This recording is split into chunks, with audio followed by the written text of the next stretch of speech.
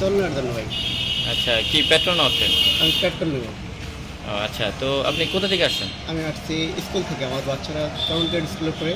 আমি প্রতিনিয়ত সকালে দিয়ে যাই, আবার বিকাল দুপুর দিকে নিয়ে আসি। ধরুন আজকে তো শুনলাম যে এখানে পেট্রোল অ্যাভেলেবেল নেই, কালকে ছাড়া হবে না, তখন কি করবেন? আমার গাড়ি চলার মধ্যে কত 10 কিলো চলতে পারে সর্বোচ্চ। আমার বাসা হলো মাদ্রাজ, সর্বোচ্চ 10 কিলো চলতে পারে। আগামী দিন সকাল যদি চলতে তাহলে সকালে যাবো। আচ্ছা, কত দূর থেকে আসছেন আপনি? আমি শ্বশুরবাসন থেকে আসছি। আমার প্রতিষ্ঠান কত কিলোমিটার হবে? এখান থেকে 10 কিলোমিটার। কিলোমিটার দূরে আমার প্রতিষ্ঠান। সেখান থেকে আমি এইমাত্র আমি স্কুল থেকে আসছি আর কি, তেল নেওয়ার জন্য। দেখলাম যে এখানে আসছে কিনা জানি না, কিন্তু ওনারা বলছে আগামীকালকে সকাল 8টায় আসছে। তাহলে আপনি কি আবার পজিশন যেতে পারবেন? তেল আছে এরকম? না, আমার বাসা চরফেশনে, কিন্তু আমার প্রতিষ্ঠান হচ্ছে শ্বশুরবাসনে। ওখান থেকে আসছে, এখন বাসায় যাইতে পারে কিনা সেটা সন্দেহ আছে।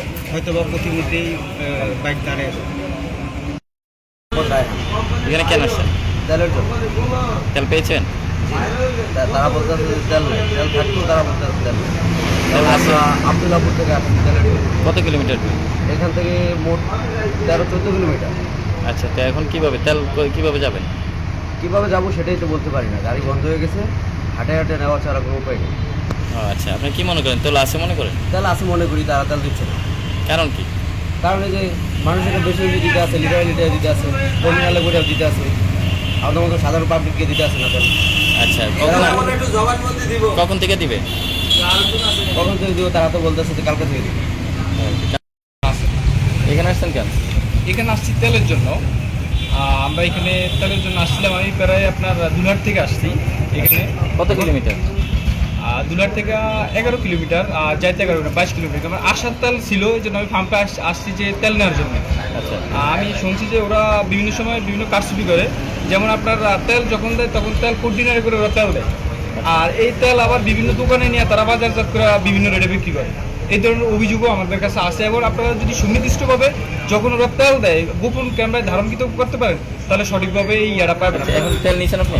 এখন তেল নাই, তারা বলছে তাহলে তেল নাই, এই জন্য তেল নিতে পারিনি। এখন আমি বাজারে যে যাব বা কিভাবে যাব সেটা আমার এখন বর্তমানে কথা সাজানো।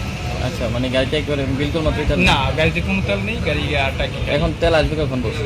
ওরা বলছে কালকে আসবে তেল, তবে কালকে আসবে, এখনো আসবে কি না কি আসবে সেটাই শিওর না। তাহলে আপনি এই যে কালকে পর্যন্ত কিভাবে যাবেন? সেটাই তো এখন বর্তমানে আমি কিভাবে যাব বা এই গাড়ি কিভাবে নিব সেটাই তো।